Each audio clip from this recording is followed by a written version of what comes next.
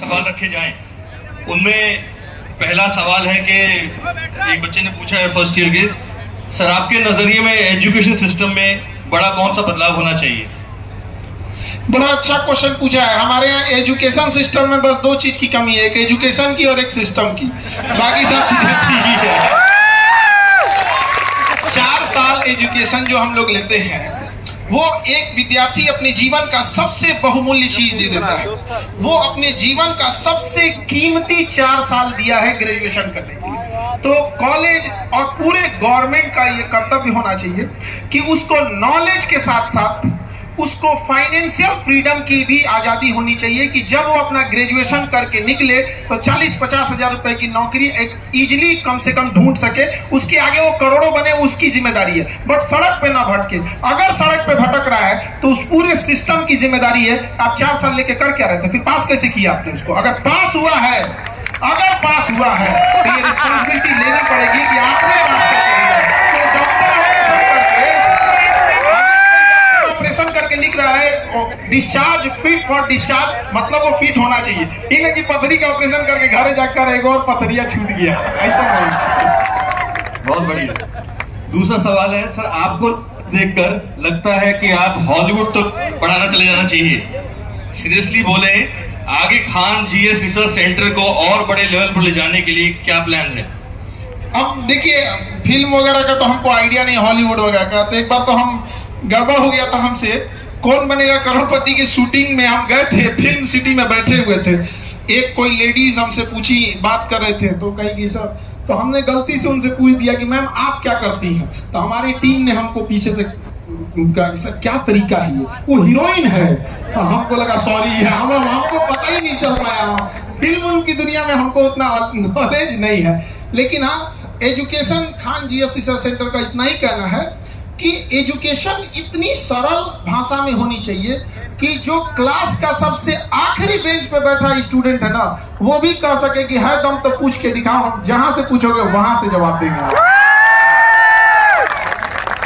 एक सवाल मेरा है, आप सबके लिए तो प्रेरणा है ही है, बच्चों के लिए, टीचर्स के लिए। अच्छा टीचर कैसा होना चाहिए?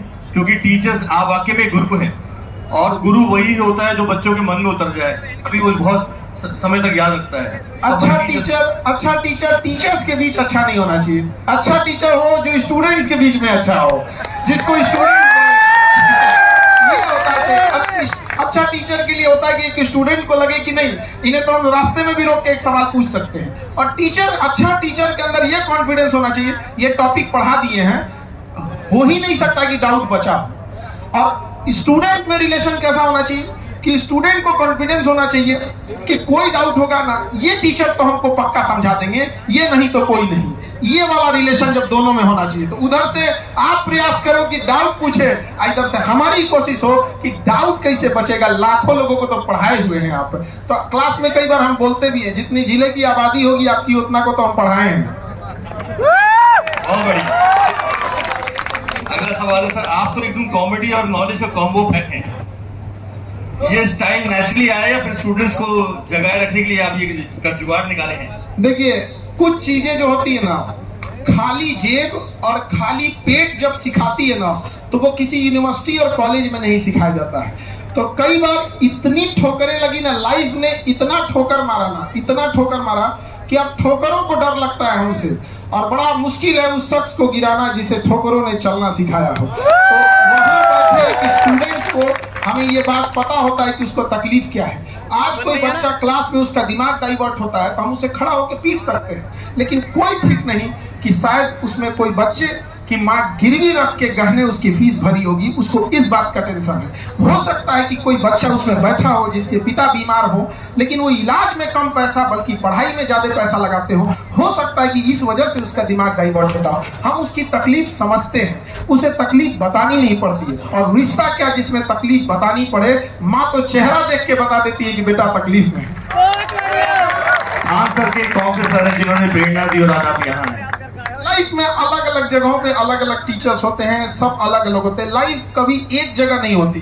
कई बार हम लोग के सोशली कुछ चीजें होती हैं, कई जगह फाइनेंशियली होती है, लेकिन इतना जरूर था कि जो दोस्त थे, सब जो दोस्त, उनसे जब हम सवाल पूछते थे तो अच्छा लगता था कि दो बार और पूछ सकते हैं, और वो समझा भी देते थे। टीचर से डाउट पूछने जाते थे ना, और खराब कर देते थे वो लोग। मतलब अगर 50 पर मान के चलिए आपको 70% समझ में आया है, सोचते थे कि टीचर से जाके पूछेंगे तो वो 70% गायब हो जाता था।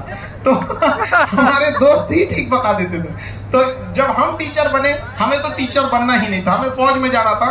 और आज भी बोलते हैं हमें टीचिंग पसंद नहीं है, लेकिन हम बस इसलिए पढ़ाते हैं ताकि जो 2 लाख 2.5 लाख यूपीएससी की फीस हुआ करती थी, आज वो 10,000 है। हम इसीलिए पढ़ाते हैं कि वो 10,000 रहे। अब लोगों को लगता है कि ये इंसान जैसे हटेगा हम तुरंत उसको बढ़ा देंगे, तो मेरी ये मजबूरी है। बाकी हमारी कोशिश यही रहती है कि बच्चों को कोई उन्हीं की भाषा में समझाया जाए।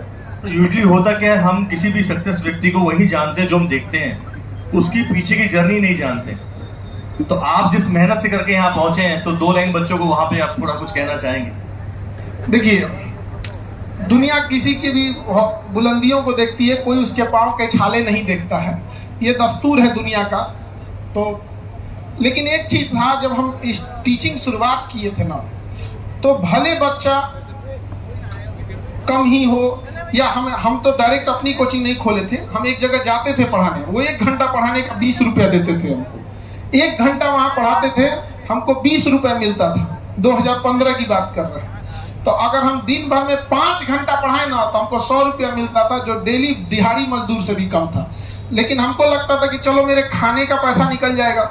और जिस मकान में रहते थे, उस मकान के में जो मकान मालिक थे, उनके 2-4 बच्चे थे, उन्हें पढ़ा देते थे, तो वो रूम रेंट नहीं लेते थे, और 4-5 घंटा वहां पढ़ा देते थे, तो उससे कुछ पॉकेट खर्च आ जाता था। लेकिन वहां भले हमको 20 रुपया दिया था, लेकिन उस बैच के भी जो बच्चे आज जॉब में हैं, जो इंस्पेक्टर बन के गया था आज डीएसपी बन के, वो ये कहता था कि सर आज भी आपका पढ़ाया हुआ हमको याद है। हमारा उद्देश्य होता है कि अगर हम किसी से x अमाउंट लेते हैं तो उसे 4x अमाउंट 4 गुना डिलीवर करने की कोशिश करते हैं। ये चीज आप लोग के अंदर होना चाहिए।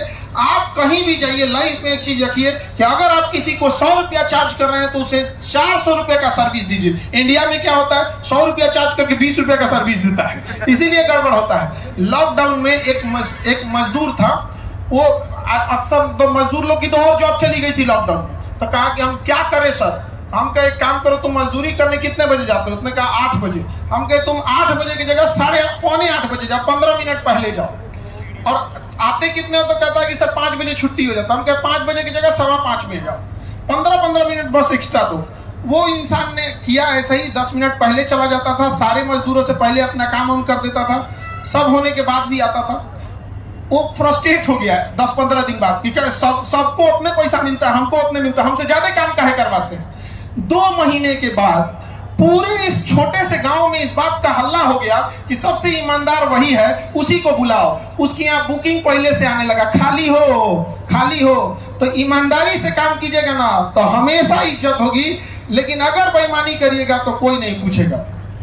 एक बार जोरदार ताली होनी चाहिए। सर, देश की युवा को सिर्फ एग्जाम पास करने के आगे बढ़कर एक रिस्पॉन्सिबल सिटीजन भी बनना चाहिए। उसके लिए आप क्या मैसेज देना चाहेंगे बच्चों को हमारे? पहली बात तो एक चीज याद रखिएगा, first become rich then become philosopher. पहले कुछ परिवार की जिम्मेदारी निभाइएगा। जब आप एग्जाम स्टूडेंट की जिम्मेदारी निभाने के बाद जब आप अपने पैरों पे खड़े होइएगा तो अपने परिवार की जिम्मेदारी पहले निभाइए कि अपने माता पिता को एक अच्छा इलाज दे सके। उन माता पिता बहन जिनको है घर द्वार शादी ब्याह जो जिम्मेदारी बनती है फैमिली की जिम्मेदारी, उस फैमिली जिम्मेदारी को पहले जब निभा दीजिएगा तो जो बचा हुआ सोसाइटी है, इस सोसाइटी को भी अपने परिवार की तरह ही देखिएगा, तुरंत सही हो जाएगा। लेकिन अगर आपके जेब में पैसे ही नहीं है, आप सक्सेस ही नहीं हो पाएंगे, तो आइडियाज आपका आइडिया ही रह पाएगा, उसको धरातल पे एग्जीक्यूट नहीं कर पाएंगे। तो किसी भी चीज को एग्जीक्यूट करने के लिए आपके हाथ में कुछ ऐसे पार्टनर्स होने चाहिए जिसे आप अपना काम हैंडओवर करें, वो अपनी तरह उस काम को ले चले। दूसरा, आपके पास उतना फाइनेंशियल बैकअप होना चाहिए, वरना आइडियाज को कोई नहीं पूछता है। यहाँ पर शुरू में ही बोल दिए थे, दुनिया मतलबी है, ये पुरुष प्रधान महिला प्रधान नहीं है, पैसा प्रधान है।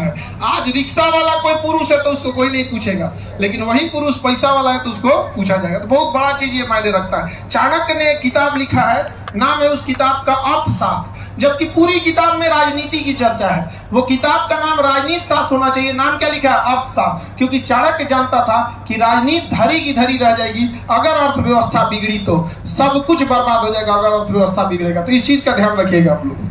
बहुत गहरी बात आपने कही। मैं उन बच्चों को बुलाना चाहूंगा जिन्होंने इसे सवाल आपके सामने रखे थे, तो छोटा सा गिफ्ट आपकी तरफ से उनको हम देना चाहेंगे।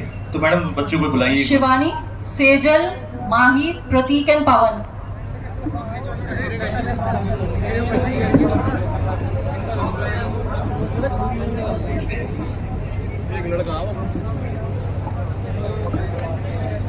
गलत बात नहीं है, हम भी सवाल पूछ सकते थे।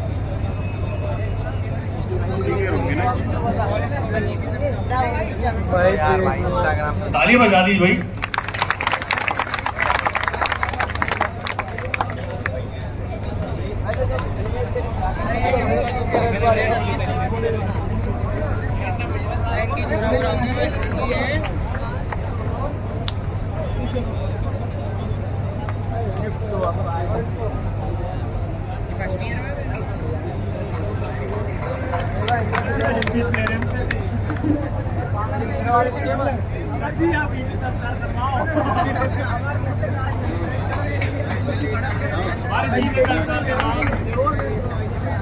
नाम लीजिए मैडम बच्चों का।